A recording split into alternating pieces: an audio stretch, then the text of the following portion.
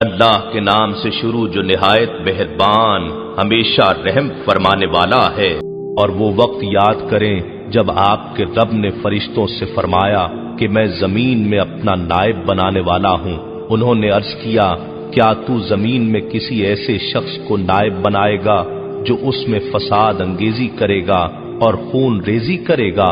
حالانکہ ہم تیری حمد کے ساتھ تسبیح کرتے رہتے ہیں اور ہمہ وقت پاکیزگی بیان کرتے ہیں۔ اللہ نے فرمایا میں وہ کچھ جانتا ہوں جو تم نہیں جانتے۔ اور اللہ نے آدم علیہ السلام کو تمام اشیاء کے نام سکھا دیے، پھر انہیں فرشتوں کے سامنے پیش کیا اور فرمایا مجھے ان اشیاء کے نام بتا دو اگر تم اپنے خیال میں سچے ہو۔ فرشتوں نے عرض کیا تیری ذات ہر نقص سے پاک ہے، ہمیں کچھ علم نہیں مگر اسی قدر جو تو نے ہمیں سکھایا ہے، بے شک تو ہی سب کچھ جاننے والا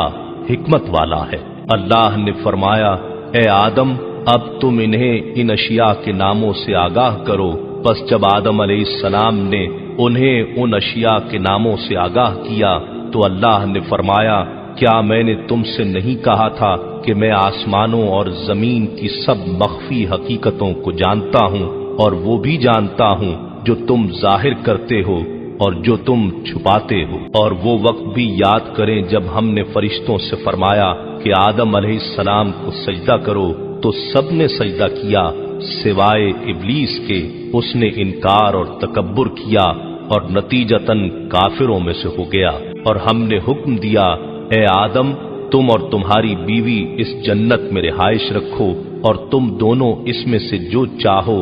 جہاں سے چاہو کھاؤ، مگر اس درخت کے قریب نہ جانا ورنہ حد سے بڑھنے والوں میں شامل ہو جاؤ گے۔ پھر شیطان نے انہیں اس جگہ سے ہلا دیا اور انہیں اس راحت کے مقام سے جہاں وہ تھے الگ کر دیا، اور بالآخر ہم نے حکم دیا کہ تم نیچے اتر جاؤ، تم ایک دوسرے کے دشمن رہو گے، اب تمہارے لیے زمین میں ہی معینہ مدت تک جائے قرار ہے اور نفع اٹھانا مقدر کر دیا گیا ہے۔ پھر آدم علیہ السلام نے اپنے رب سے عاجزی اور معافی کے چند کلمات سیکھ لیے، پس اللہ نے ان کی توبہ قبول فرما لی،